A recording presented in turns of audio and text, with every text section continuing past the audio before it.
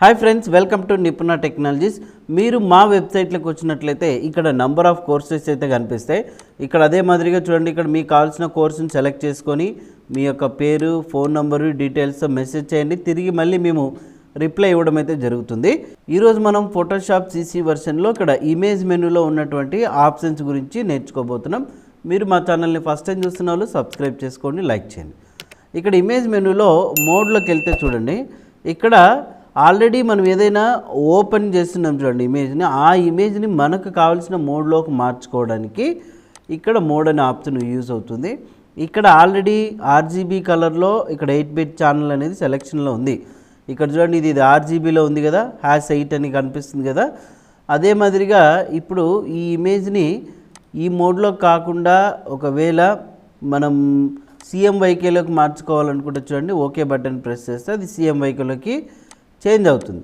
అంతేకాకుండా ఒకవేళ grey scale అన్నాం అనుకోండి, ఇక్కడ ఏమవుతుందంటే పూర్తిగా బ్లాక్ అండ్ వైట్లోకి చేంజ్ అయిపోతుంది ఈ రకంగా. సో ఇప్పుడు Ctrl+Z యూజ్ చేస్తున్నాం. తర్వాత వచ్చేసి ఇక్కడ మోడ్లోనే ఒకవేళ మనకు ఇప్పుడు CMYKలో ఉన్నప్పుడు మనకి ఇండెక్స్ అనేది రాదు కాబట్టి RGBలో ఉన్నప్పుడు మాత్రమే ఇండెక్స్ కలర్ వస్తుంది. ఇండెక్స్ కలర్లో కావాలనుకుంటే కలర్స్ మీకు ఎంత కావాలో, మామూలుగా 256 ఉంటుంది. సో ఒకవేళ నేను 30 అట్లా ఇచ్చాను అనుకోండి, చూడండి చేంజ్ అయిందా. అట్లా మీకు కావాల్సిన కలర్ ఎంత తక్కువ ఇచ్చామో చూడండి, ఇమేజ్ చూస్తే ఇట్లా పగిలిపోయినట్టు అనిపిస్తుంది కదా. మామూలుగా సో మనం ఇక్కడ మోడ్లోనే ఇండెక్స్ కలర్లో వద్దనుకున్నాం అనుకోండి, మళ్ళీ RGB తీసుకోవచ్చు. యాజ్ యూజువల్గా RGB మోడ్లోకి వచ్చేస్తుంది అనమాట. సో ఇట్లా మీకు నచ్చిన మోడ్లోకి ఏ మోడ్ కావాలనుకుంటే ఆ మోడ్ని తీసుకోవచ్చు. బట్ ఎక్కువగా ఉన్నదాన్ని ఎప్పుడైతే మనం తక్కువగా చేంజ్ చేస్తామో మళ్ళీ మీరు ఇది సెలెక్ట్ చేసుకున్నప్పుడు అట్లనే ఉంటుంది, కొంచెం చూసుకోండి. ఇప్పుడు RGBలో ఉన్నప్పుడు 16-bit ఛానల్లోకి చేంజ్ చేసామనుకోండి, ఇంకా కొంచెం క్లారిటీ అనేది పెరుగుతుంది. కాబట్టి మీరు వీటిని ఏం చేంజ్ చేయాల్సిన పని లేదు. ఓకే, సో కాబట్టి మీరు జస్ట్ తెలుసుకోవాలనే కాన్సెప్ట్ ఇది చెప్తున్నా. ఇక ల్యాబ్ కలర్స్ కావాలనుకుంటుంటే ల్యాబ్ కలర్ సెట్ చేసుకోవచ్చు.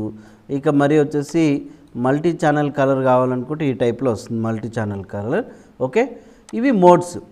ఇకపోతే నెక్స్ట్ వచ్చేసి దీనికన్నా ముందు ఇక్కడ ఈ 3 వాటి గురించి నేర్చుకుందాం. ఆటో టోన్ అంటే ఏంటంటే ఆ పర్టికులర్ ఇమేజ్కి ఆటోమేటిక్గా టోన్ ఎంతైతే అవసరం ఉందో అదే సెట్ చేసుకుంటుంది. ఇక్కడ చూడండి, ఓకే, మీరు జస్ట్ ఒక ఇమేజ్కి ఏదైనా ఓపెన్ చేసి చెక్ చేసినప్పుడు కనిపిస్తుంది. ఇక కాంట్రాస్ట్ వచ్చేసి చూడండి, ఆటోమేటిక్గా కాంట్రాస్ట్ పెరగాలనుకుంటే చూడండి కాంట్రాస్ట్ కూడా పెరిగింది. మీరు Ctrl+Z యూజ్ చేసినప్పుడు బాగా గమనించవచ్చు, రైట్. ఇంకా అదే మాదిరిగా ఆటో కలర్ కావాలి అని అనుకున్నప్పుడు సో ఇక మరి ఇది ఎందుకు డిజేబుల్లో లేదంటే మోడ్ అనేది ఇక్కడ ల్యాబ్ కలర్లో ఉంది. RGBలో మీరు ఎప్పుడైతే తీసుకుంటారో ఆటో కలర్ అనేది వచ్చేస్తుంది. చూడండి, ఆటో కలర్ అంటే మీరు ఏదైతే ఇమేజ్ ఓపెన్ చేసి ఉంటారో ఆ ఇమేజ్కి తగ్గట్టుగా ఆటోమేటిక్గా కలర్ అనేది అది సెట్ చేసుకుంటుంది అనమాట. ఎంతైతే అవసరం ఉందో అంత కలర్ని సెట్ చేసుకోవడం జరుగుతుంది, రైట్. సో ఇప్పుడు చూడండి, ఆటో టోన్ ఇచ్చాము, టోన్ ఇట్లా సెట్ చేసుకోవచ్చు. ఓకే, సిచ్యువేషన్ బట్టి వీటిని మనం అప్లై చేసుకుంటాం. ఒకవేళ డల్గా ఉందనుకోండి, అప్పుడు మనం ఆటో కలర్ పెట్టుకోవచ్చు. తర్వాత కాంట్రాస్ట్, ఆటో కాంట్రాస్ట్ పెట్టుకోవచ్చు, ఆప్షన్స్ అన్నీ, రైట్. ఇకపోతే ఇక్కడ అడ్జస్ట్మెంట్ విషయానికి వద్దాం. అడ్జస్ట్మెంట్లో ఫస్ట్ వన్ బ్రైట్నెస్ ఉంది, కాంట్రాస్ట్ ఉంది, అవునా, బ్రైట్నెస్ ఆర్ కాంట్రాస్ట్. మరి ఏంటంటే ఆ పర్టికులర్ ఇమేజ్కి ఒకవేళ HD ఇమేజ్ కాకుండా మన ఇమేజ్ ఏదైనా డల్గా ఉంది, సో వాటికి బ్రైట్నెస్ కాంట్రాస్ట్ పెంచుకోవాలనుకుంటే అడ్జస్ట్మెంట్లోకి వెళ్ళి బ్రైట్నెస్ అండ్ కాంట్రాస్ట్లో ఇక్కడ మీరు చూడొచ్చు, ఇందులో చూడండి బ్రైట్నెస్ కాంట్రాస్ట్ అని ఉంటుంది. 0 ఉంది కదా, ఇప్పుడు ఇటుపక్కకి మూవ్ చేస్తే పెరుగుతుంది. చూడండి, బ్రైట్నెస్ ఎక్కువగా పెరుగుతుందా, తగ్గిస్తే చూడండి ఇట్లా డల్ అవుతుంది. అదే ఇప్పుడు ఇక్కడ 0లో పెట్టాను నేను, ఇందులో ఇక్కడ మీరు మాన్యువల్గా టైప్ చేసుకోవచ్చు కూడా. కాంట్రాస్ట్ వచ్చేసి పెంచుతున్నా, చూడండి ఎక్కువ కాంట్రాస్ట్ వచ్చిందా, తగ్గిస్తే చూడండి ఇట్లా వచ్చేస్తుంది కాంట్రాస్ట్. ఇప్పుడు పూర్తిగా కాంట్రాస్ట్ అనేది -50లో ఉంది. ఒకవేళ బ్రైట్నెస్ కూడా తగ్గించేస్తే ఈ రకంగా కనపడుతుంది. పెంచితే చూడండి ఇట్లా వచ్చేస్తుంది. కాంట్రాస్ట్ ఇంకా పెంచామనుకోండి, చూడండి ఇలా వచ్చేస్తుంది. సో అలాంటప్పుడు మనం సిచ్యువేషన్ని బట్టి ఆ పర్టికులర్ ఇమేజ్కి ఎంత బ్రైట్నెస్ అవసరము, ఎంత కాంట్రాస్ట్ అనేది అవసరము, ఆ బేస్ మీద మనం పెంచుకోవచ్చు, తగ్గించుకోవచ్చు అనమాట. ఒకవేళ వద్దులే అని అనుకుంటే ఇక్కడ ఆల్ట్ కీ పట్టుకుంటే మీకు ఇక్కడ చూడండి రీసెట్ అనే బటన్ వస్తుంది. మీరు ఇక్కడ బాగా గమనిస్తే కనుక చూడండి, చూస్తున్నారు ఆల్ట్ పట్టుకుంటే ఇక్కడ రీసెట్ అని వచ్చిందా, రీసెట్ కొని నొక్కితే ఇంతకుముందు ఎట్లయితే ఉందో అట్లా వచ్చేస్తుంది అనమాట. లేదా ఓకే కొట్టకుండా క్యాన్సిల్ నొక్కినా సరిపోతుంది. ఇక్కడ ఆటో అంటే ఏం లేదు, ఆటోమేటిక్గా అదే సెట్ చేసుకుంటుంది ఆ పర్టికులర్ ఇమేజ్కి బ్రైట్నెస్ ఎంత అవసరము, కాంట్రాస్ట్ ఎంత అవసరము అనేది ఇక్కడ మనం ఆటో ఆప్షన్ అనేది యూజ్ చేసుకోవచ్చు అనమాట. చూడండి ఇక్కడ -1 తీసుకుంది ఇది. ఓకే, అట్లా. సో ఆ అవసరాన్ని బట్టి ఇమేజ్కి మీరు బ్రైట్నెస్ ఎంత అవసరమో, కాంట్రాస్ట్ ఎంత అవసరమో పెంచుకోవచ్చు. ఇక నెక్స్ట్ లెవెల్స్. లెవెల్ అంటే ఏం లేదు, ఇది చూడండి ఇక్కడ మనకు ఈ 3 బటన్స్ని మీరు గమనించినట్లయితే కనుక ఈ బ్లాక్గా ఉన్నది షాడోస్, ఈ వైట్గా ఉన్నది హైలైట్స్, ఈ మధ్యలోది మిడ్ టోన్స్ అనమాట. ఎక్కడైతే ఒకవేళ బ్లాక్ అంటే షాడోస్ ఎక్కువ ఉన్నాయో ఆ ప్లేస్లో కొంచెం హైలైట్ కావాలంటే దీన్ని ఇట్లా పెంచుకోవచ్చు. చూడండి డల్ అయిందా, ఓకే. చూడండి ఇంకా ఇక్కడ తగ్గించేసి చూడండి ఇట్లా డల్ అవుతుంది. ఎక్కడైతే ఎక్కువ హైలైట్స్ ఉన్నాయో వాటిని ఇంకా ఇంక్రీజ్ చేసుకోవాలనుకుంటే చూడండి ఇంక్రీజ్ చేసుకోవచ్చు ఇట్లా. లేదు ఒక పక్క షాడోస్ ఒక పక్క హైలైట్స్ రెండు ఈక్వల్గా ఇంక్రీజ్ కావాలి తగ్గించుకోవాలనుకుంటే మధ్యలో ఆప్షన్ వచ్చేసి మిడ్ టోన్స్ ఉంటుంది చూడండి, దీన్ని యూజ్ చేసుకోవచ్చు మనం. చూడండి రెండు ఇంక్రీజ్ అవుతాయి. ఓకే, సో అట్లా సిచ్యువేషన్ బట్టి మనం సెట్ చేసుకోవాలి. అవుట్పుట్ లెవెల్ షాడో ఎంత చూడండి బ్లాక్ కావాలా, ఒకవేళ వైట్ కావాలనుకుంటే వైట్ సెట్ చేసుకోవచ్చు. ఓకే, హైట్ చూడండి వైట్, ఇక్కడ హైలైట్స్ కూడా సెట్ చేసుకోవచ్చు అనమాట.